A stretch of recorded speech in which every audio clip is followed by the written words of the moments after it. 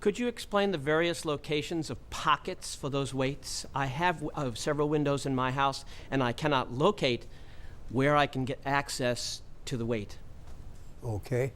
Normally, and this is not, keep in mind, what age is your house? 1927. 27. By that time, they were getting standard millwork.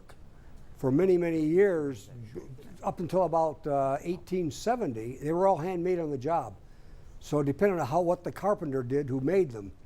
But by 27, actually about 1870, they started to come out with catalogs, so it was all made in standard mills. And they would have their own systems of doing it. But typically, windows of that period, if they had a pocket, the pocket would be right down here. And what it is, there's a little screw. I don't know if you can see it or not. There's a little screw that holds the pocket together, and just take the screw out, and the pocket is a little door. And many times that door will be partly behind this stop. Not there. It's not there. Not there. Got a problem.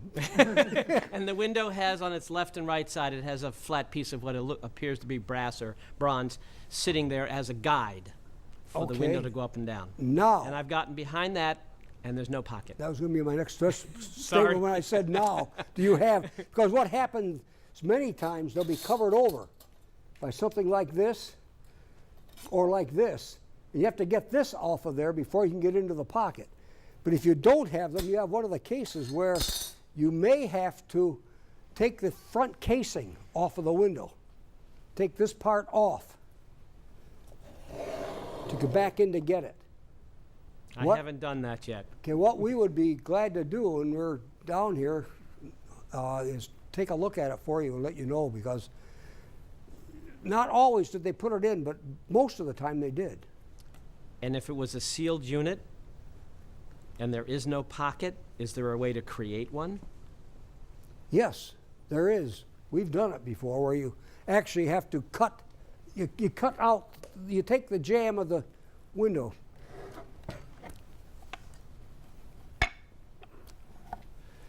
Right here, and you would cut your pocket. Usually what would be done to it, this would be cut out here.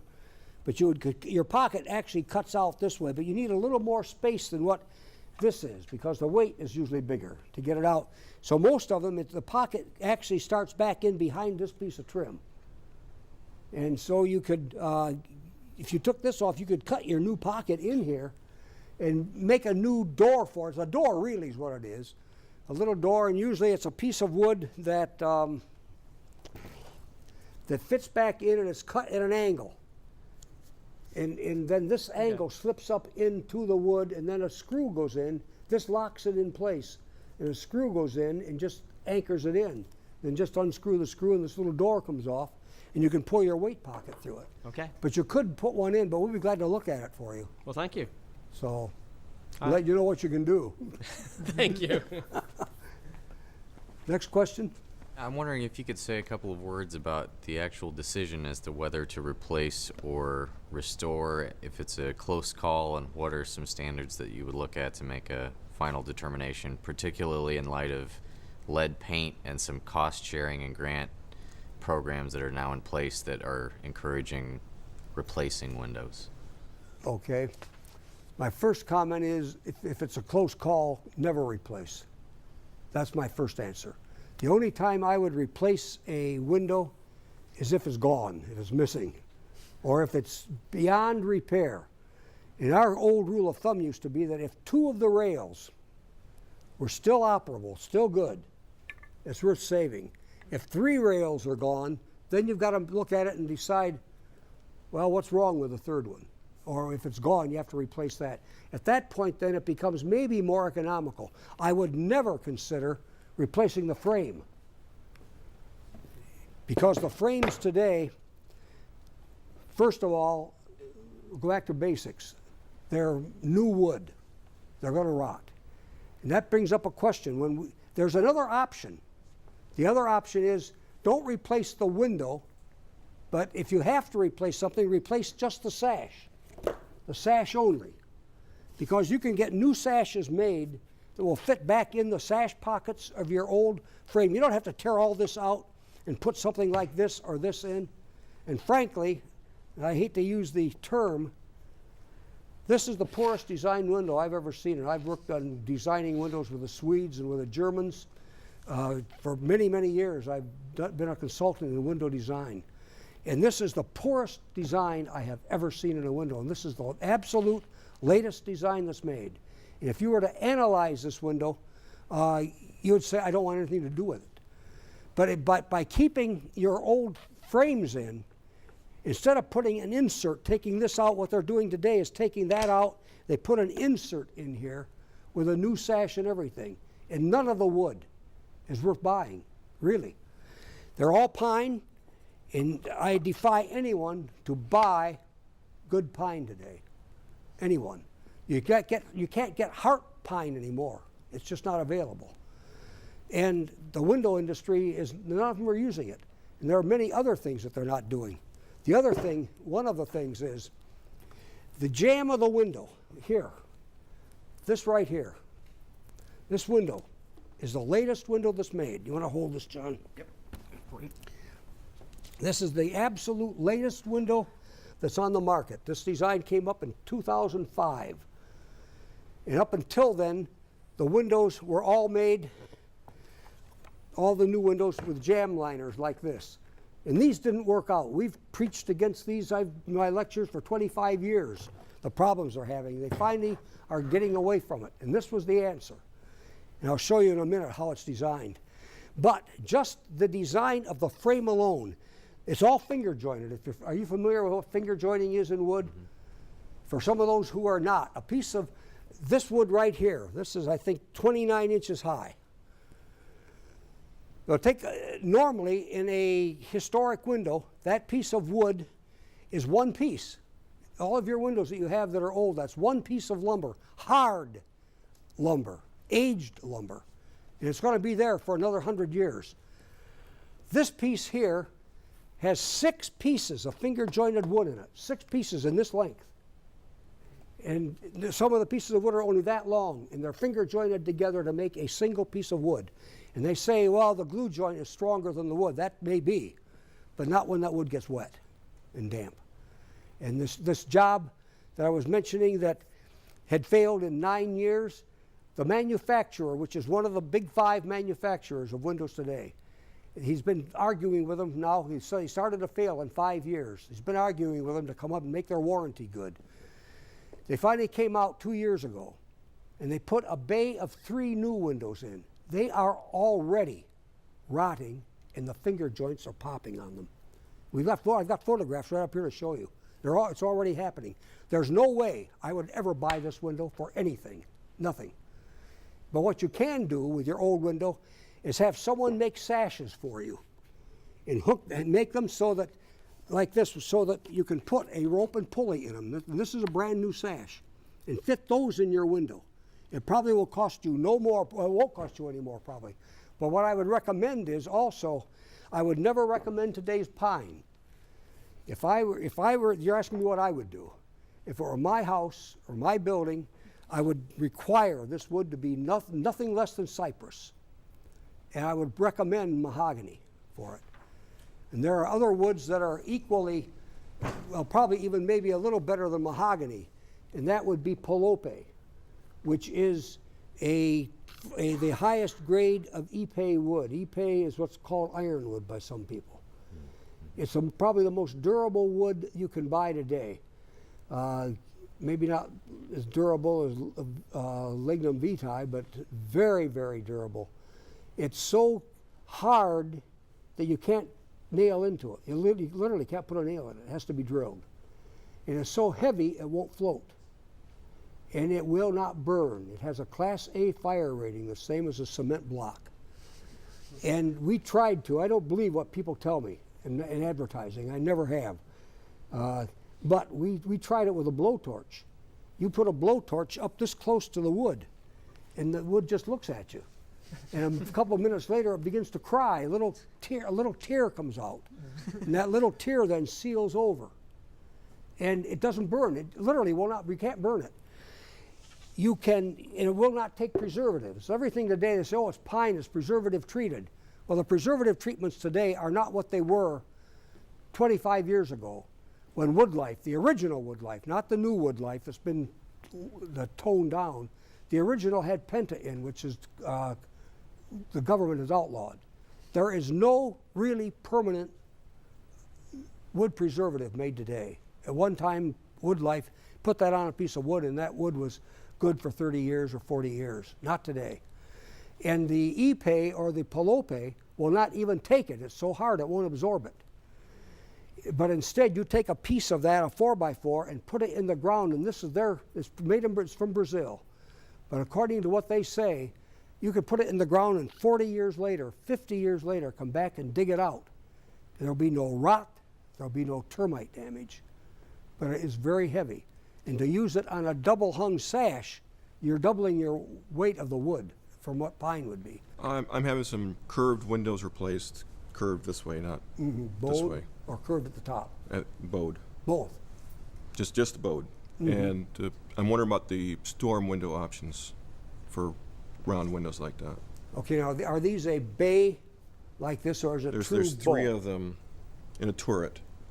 In a It's turret. a Okay, turret so they're a room. true bow then. Yes. Expensive glass, you know. Yes, we can. We did the Kentucky State Capitol that way. And they had 10-foot high double hungs in the lantern. And I think they were maybe 5-6 feet wide, all bowed. And we made wood storm windows for them with bowed glass in, not plexiglass, but bowed glass. So it like can one be done. piece you pull off, and What's that? like one piece you'd pull off in this summer or something like that. No, they leave these up year round. Yeah. But we can do it where you could pull them off in the summer also. Okay. And they can also be done in the aluminum. We work with both aluminum and wood on them. And we make aluminum that, as I mentioned, looks like a wood storm window. But we also work with the wood. And down in the state capitals, the 1832 Capitol, they wanted to stay with wood. But that can be done, yes. Okay. Thank you. I'd be glad to talk to you about it. Sure. Okay. Okay, any other questions? Yes, I have a company that does home energy audits. Yes. And you mentioned earlier in your presentation that there is a cover that you can put over the pulley. Yes. For those windows. Does that help with the infiltration? Yes, it will help, And- because right now, if you look at the pulley pocket, how you can't see it in there, maybe I can demonstrate it with this. Oh, I can. See all this space around here? That's where a lot of air comes in. It's wide open, right down into the pocket. Keeping in mind that that air is not all bad, because it's inner air, it's inside air. It's not coming from the outside as much. It's the inner cavity or the inner withe of the wall where it's coming up through and through the box. So it's not all bad. And we've also, I guess from what I understand, the standard is, the recommendation is 15 cubic air per minute, per person, per resident, to make it healthy air. You don't want to get it too tight. And so this is not all bad. In fact, I had a couple people who were heating, ventilating engineers that said, leave them alone. And so we need that air. He said, today the tendency is to make the house too tight, where the air isn't healthy. But what we came up with, I think we're the only ones that do it, is a piece that covers over this that has the woven pile within the hole that the chain goes down through, or the rope goes down through, so that all of this is covered here completely. And then where the rope or the chain goes down through here, there's a little slot in the wood that we have the woven pile around, so the actual pile itself seals. Where do I have it here?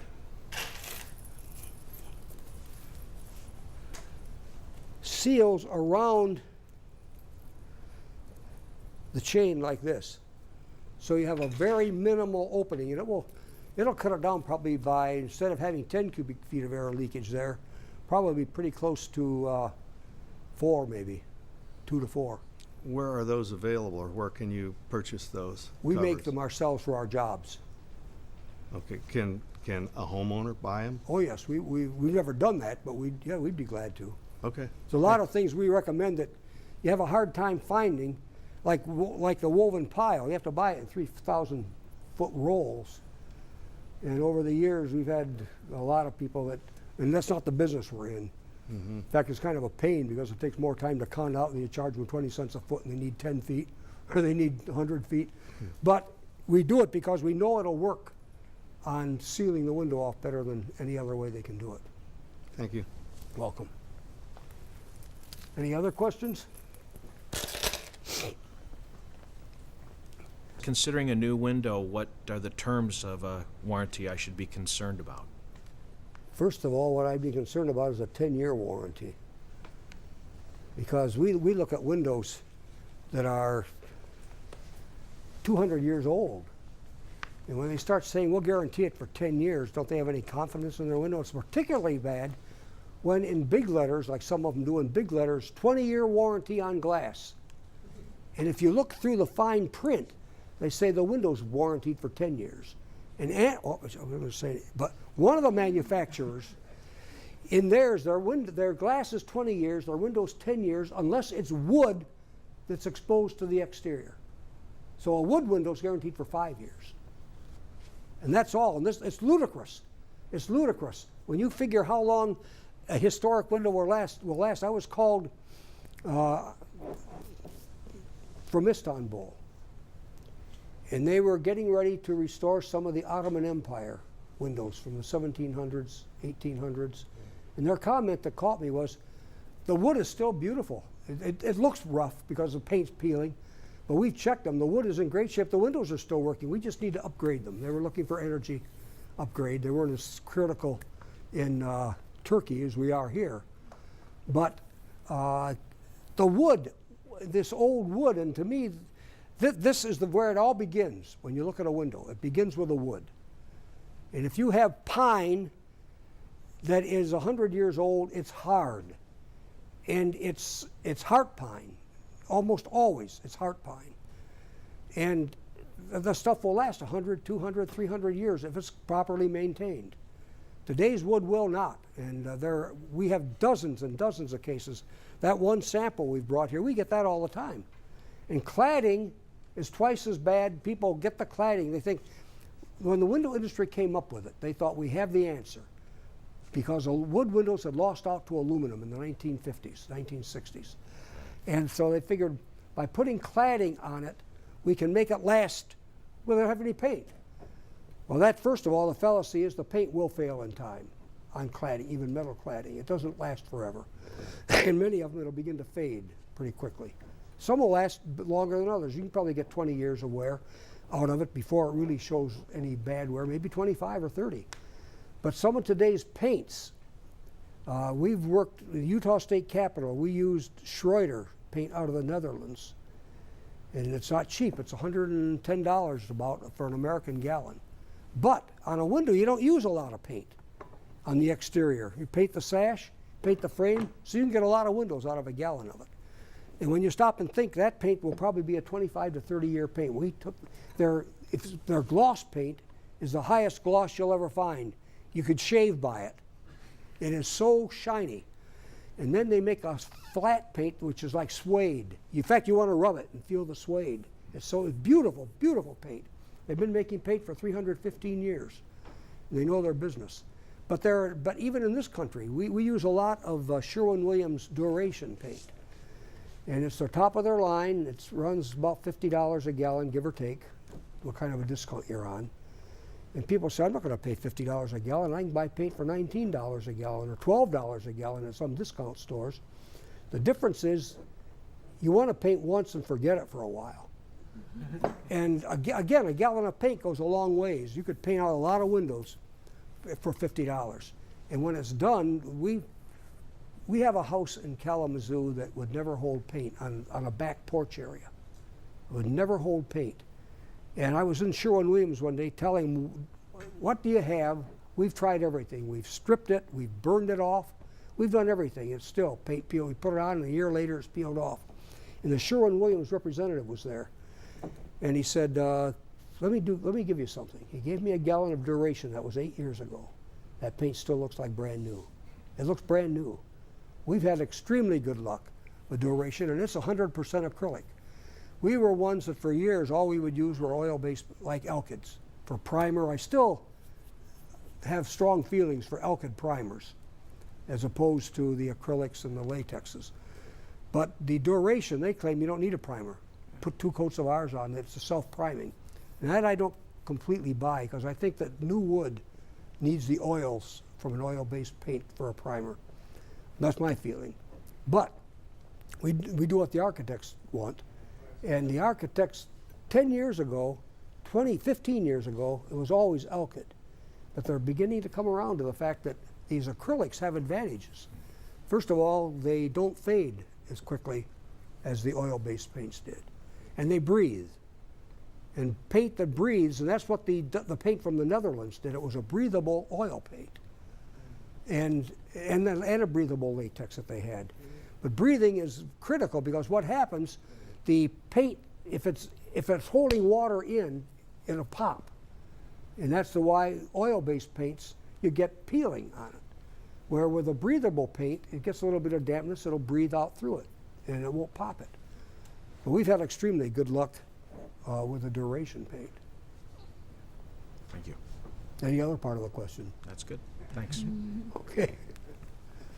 For your double hung window, your weather strip, Yes. it looked like there was almost like a small router bit where the felt strip went into. Yes. Do you fabricate that, or is Well, that there's two purchased? There's 2 kinds of bits Okay. that you can use. One of them is, let's see if I have one here showing the other. This does show it here. Probably can't see it from out there. Oh wait, this is the, that's the T-slot. I want the straight curve. You want the straight curve? The straight curve, yes, the other stop there.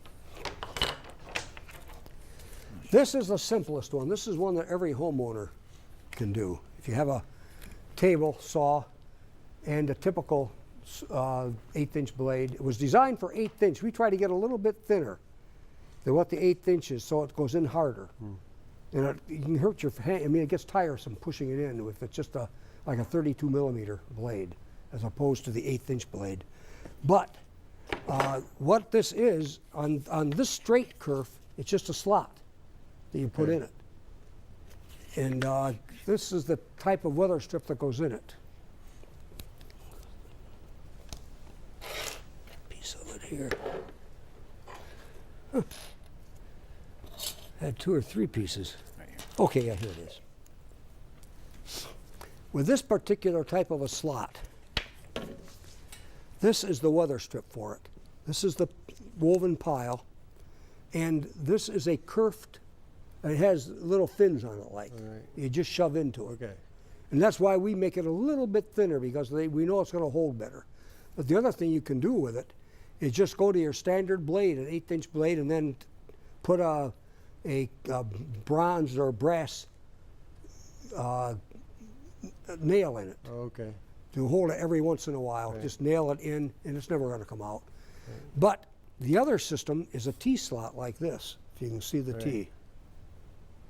And with the T-slot is this kind of a weather strip that has a backing to it that slides down into here. And I've always liked this, because once it goes in, you don't have to use nails or any brads or anything to hold it. It's in there to stay. But you need a stop that's about 5/8 of an inch. You get much smaller than that. You can do it in 1/2 an inch, but you get much smaller, and your legs here get a little bit thin for holding it. In this one, you have to have a special cutter made. We have our own cutters made for that. Okay. And we use this at particular areas which probably aren't necessary, but we just feel a little more secure. This works very well where you're stopping it up against the sash. It can't go anyplace. Right. And especially if you have a few brads in it, it will always be here. But where you run into the meeting rail of the window, where it's bypassing, like here, this rail right here, which is usually one of the draftiest parts of the window, we use this because it's not, as those work back and forth. right. The other one could potentially be pulled out, but again, you use a brad, it's not going to come out. But we use this automatically there because it's in to stay. And they can bypass, and you can use 1 or 2 rows of it. We very often, depending on the window, we'll put 2 rows in down here and here. So you have more than just a single one. Okay. And then at the bottom and the top of the window, you can either put it up here in the stop, or you can put the weather strip on this. And again, you can use 1 or 2. And at the bottom, the same thing underneath here. You can put the weather stripping. Depends on what kind of weather strip. And there's always a question, because this basically was designed so sliding windows could still slide. And in the last 25 years, they added something. This has been on the market for, oh man, probably 70 years. But in the last 25 years or so, they put a fin in the middle. They call it fin seal. And this will cut the air infiltration down by another third. Plus, it helps it slide better. It's been very successful in it. You can get it without that. Like this is the original one, just a solid woven pile. In fact, originally this was all wool rather than artificial synthetics. But it lasts forever practically. And it never takes a set. It'll always be flexible. And it'll kind of wrap around. If you have uneven spots in the wood, it'll just kind of fill that spot. And you put it into 25% compression is the ideal compression for a seal. Okay. Thank you. You're very welcome. On any of these products, I don't have literature here on them, on the storm windows or on any of it here. But I'll be glad if you have my name and address, and there's one piece of paper that we handed out there that has a request for information list. Just put your name on it and send it to me. We'll get the answers back to you if we can, or brand names like the woven pile and the Abatron and the caulking, any of that, and how you can contact them or where you can get it.